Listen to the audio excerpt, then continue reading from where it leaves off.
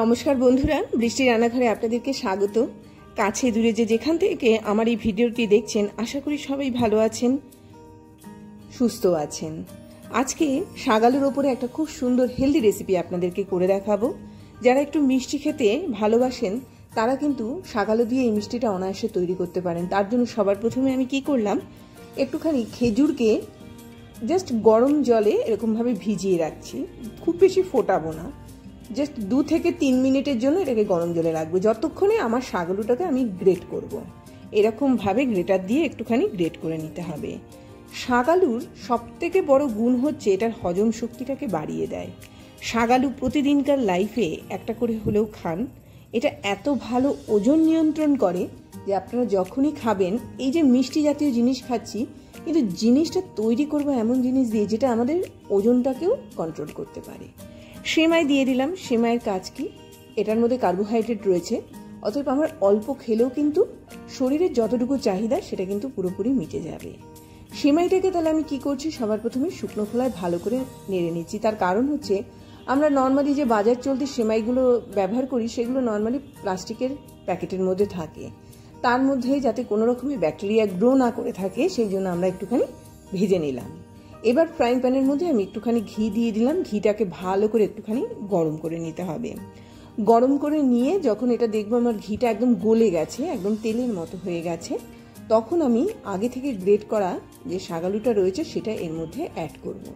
শাক আলুটাকে আমি ঘিয়ের মধ্যে একটু ভালো করে নাড়বো, নেড়ে ভাজা ভাজা করব না, নেড়ে এটাকে সামান্য একটুখানি নুন দিয়ে জাস্ট ঢেকে দেব।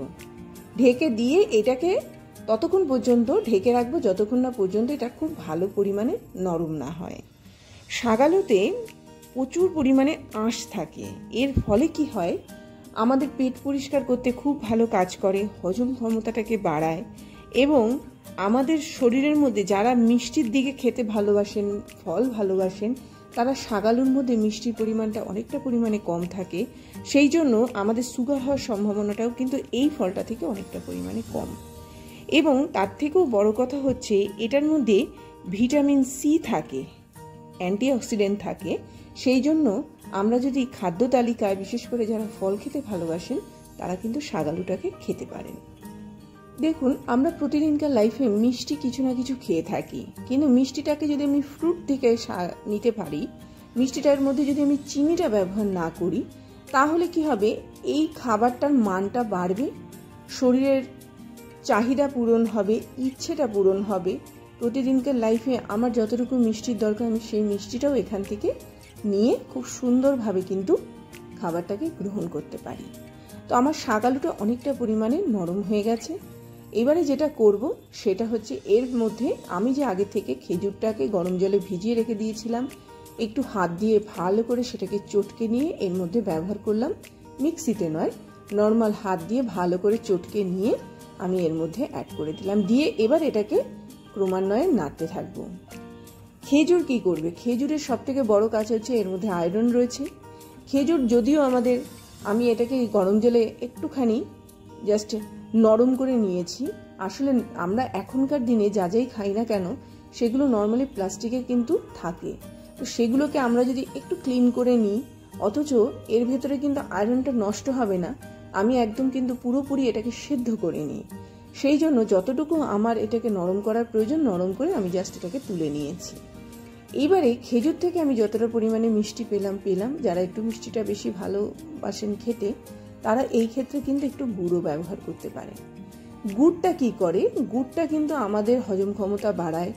মিষ্টি আমাদের যদি শরীরে দিতেই হয়, আমরা চিনির বদলে গুড়টাকে ব্যবহার করব। গুড় এখন সারা বছর জন্যই আমরা পাই, তো এইরকমভাবে সবসময় আমরা চেষ্টা করব পুরোপুরি চিনিটাকে বাদ দিয়ে দেওয়ার। তার বদলে যা যা জিনিস ব্যবহার করা যায় যেগুলো শরীরের জন্য হেলদি, যদি গুড় না ব্যবহার করতে ইচ্ছে করে সেক্ষেত্রে আমরা মধু ব্যবহার করব, কিন্তু এই সময় মধুটা দেব না। সবার শেষে যখন আমি রান্নাটা কমপ্লিট করব, সবার শেষে আমি মধুটা অ্যাড করে নামাবো, কেননা মধুর যে গুণ সেটা কিন্তু গরম জিনিসের সংস্পর্শে আসলেই নষ্ট হয়ে যায়। তো কথা বলতে বলতে দেখুন এটা আমার অনেকটা মজে এসছে, গুড়ের সাথে খেজুরের সঙ্গে একদম মিক্সড খেয়ে গেছে, খুব সুন্দর জিনিসটা তৈরি হয়েছে। তৈরি হয়ে আমি এবার এটাকে নাড়তে নাড়তে নাড়তে নাড়তে একদম ছোট করে নিয়ে আসবো। অপূর্ব স্বাদে প্রয়োজনীয় সব রেসিপি, যে রেসিপিগুলো আমি বানাই সেই রেসিপিগুলো কিন্তু শরীরের জন্য খুব হেলদি। এবং এর মধ্যে আমি এমন কোনো কিছু অ্যাড করিনি যেটা আমার চিনি থেকে আমি পাচ্ছি। মানে শুরু থেকে মিষ্টিগুলোকে এইভাবে গ্রহণ করলে যাদের সুগারের ভয় থাকে, যারা মনে করে 40-এর পরে 45-এর পরে সুগার আক্রমণ করবে, তারা নির্দ্বিধায় এইভাবে তৈরি করে খান। এগুলো সুগারের মানুষদের জন্য, যারা সুগার হয়েছে তা সেই সব মানুষরা খুব সামান্য পরিমাণে খেতে পারেন। আর যাদের সুগার হয়নি তারা এইগুলো খেলে অন্তত সুগারের থেকে আপনারা অনেকটা দূরে থাকবেন।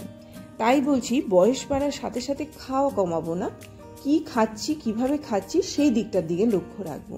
মিষ্টি যদি খেতেই হয় সেটা আমি ফ্রুট থেকে নেব, সেটা এমন কিছু জিনিস এর মধ্যে ব্যবহার করব যেগুলো শরীরের জন্য অনেকটা পরিমাণে হেলদি হবে।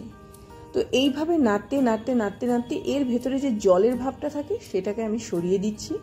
সবার শেষে একটুখানি বাদাম গুঁড়ো ব্যবহার করলাম, একটা খুব সুন্দর মুখে পড়বে, ভালো লাগবে, মুখে যখনই পড়বে তখনই বেশ টেস্ট আসবে। এইভাবে যখন আমি এটাকে খুব সুন্দরভাবে তৈরি করে নিলাম, একদম এটাকে শুকিয়ে নিয়ে এসেছি, এবার এটাকে কি করব, নর্মালি ছেড়ে দেবো কিছুটা সময়ের জন্য, এটা ঠান্ডা হবে।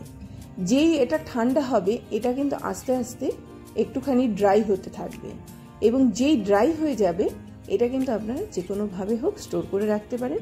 আর যদি মনে করেন আপনারা ফ্রিজে রাখবেন, কিছুক্ষণ সময়ের জন্য এটা ঠান্ডা করতে রেখে দিয়ে ফ্রিজে ঢুকিয়ে দিতে পারেন। সবার শেষে আমি একটুখানি ঘি অ্যাড করলাম। এই ঘিটা কি করবে, শরীরের যে ত্বকের উজ্জ্বল্য সেটাকে অনেকটা পরিমাণে বজায় রাখবে। এই জন্য ঘিকে কখনো বাদ দেবেন না, সারা বছর জুড়ে ঘি খান, কিন্তু 1 চামচ বা হাফ চামচ এইরকম পরিমাণ বুঝে বুঝে খাবেন। বা এই ধরনের রেসিপি যদি খান তাহলে একটা করে আপনারা, এটা যে তৈরি হবে 1 চামচ হোক, 1 টেবিল স্পুন হোক বা একটা টুকরো হোক, এরকমভাবে খাবেন। তাহলে কি হবে, একদিকে আপনার মিষ্টি খাওয়াটাও একদিকে বেশ ভালো রকমের হলো, অন্যদিকে কিন্তু আপনার শরীরের মধ্যে চিনিটা ঢুকলো না।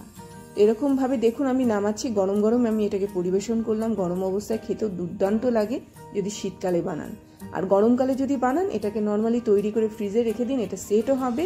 আর একটা করে খাবেন, খিদে পেলে খান, কোথাও ঘুরতে গেছেন এটাকে ক্যারি করতে পারেন। সারাদিন যদি মনে করেন বাইরের খাবার খাবেন না, এগুলোকে সঙ্গে নিতে পারেন, এইভাবে তৈরি করতে পারেন। অবশ্যই বাড়িতে তৈরি করবেন।